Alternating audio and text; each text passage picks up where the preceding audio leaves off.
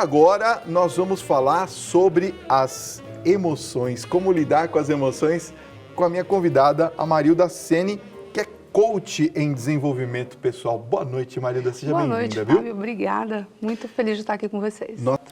Como que a gente pode, Marilda, equilibrar as nossas emoções? Porque eu percebo que todas as decisões que nós tomamos na vida, elas também têm um grau ou uma pitada, ou talvez muito da emoção. Às vezes uma compra ou uma decisão pessoal, uma decisão profissional, passa pelas nossas emoções. Tem algum truque para a gente equilibrar? Não existe truque, existe treinamento. Tá. Né? Eu falo muito nos meus treinamentos o medo que eu tenho da varinha mágica. Não existe varinha mágica. Nós precisamos desenvolver duas inteligências, que são as bases da inteligência emocional, que é a inteligência intrapessoal, eu comigo mesmo, o autoconhecimento, a autopercepção, saber que nós temos uma matriz metabólica que nos movimenta, saber entender a nossa dinâmica familiar, dinâmica social, o que acontece ao nosso redor, e entender quais são as nossas crenças, que muitas vezes nos limitam. Essa é a inteligência intrapessoal, eu comigo mesmo. Aí você vai desenvolver, a partir daí, a inteligência interpessoal, eu com o outro. Desenvolver esse mesmo entendimento do outro. Tá. Entender a dinâmica social que ele foi educado, porque, inclusive, valores vêm daí. Né? Entender a sua matriz metabólica, a diferença entre homem e mulher, que os nossos organismos funcionam de uma forma totalmente diferente.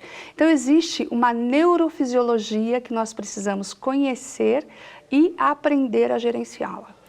Uma coisa que eu queria perguntar é que a gente, como as emoções elas vão fluindo, elas vão acontecendo, a gente muitas vezes não consegue controlá-las no sentido da demonstração. Um exemplo, eu estou com raiva, chego aqui, bastante raiva no trabalho e às vezes eu quero esconder, mas não consigo. Como lidar com essa situação? Eu devo esconder as emoções ou não devo esconder as emoções e por quê? Na verdade, é um pouquinho mais difícil de explicar isso, porque na verdade não existe o esconder. Se você reprime, lembra a primeira pergunta da repressão? Você está jogando embaixo do tapete. Uma hora aquilo vai explodir. Uma hora ela aparece. Com certeza. Ou até numa doença psicossomática. Certo? Ah, ela pode somatizar. Claro, com certeza. Mas você também viver à mercê dessa emoção, por exemplo, como você fala, raiva no trabalho, Tá. você não pode, porque você vai comprometer o seu desenvolvimento, a sua performance. Entendi. Então, o que você precisa? Trabalhar essa raiva. Todas as emoções são positivas, isso é super importante a gente trabalhar, a gente entender, porque a emoção faz parte do nosso mecanismo de defesa da vida. Mesmo o medo? Sim, porque se você não tiver medo, você vai se arriscar à toa. Ah, tá. Você precisa de uma dose de medo para você ter o quê?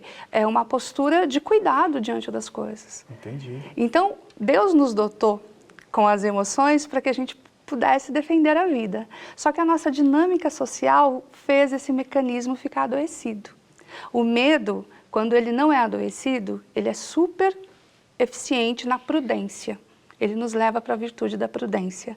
Quando ele é adoecido, ele vai causar o pânico, onde você não tem mais a habilidade de cuidar disso sozinho.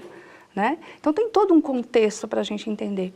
E a raiva, ela é uma vitalidade, ela é uma força que te movimenta, certo? E para quê? Para mudança.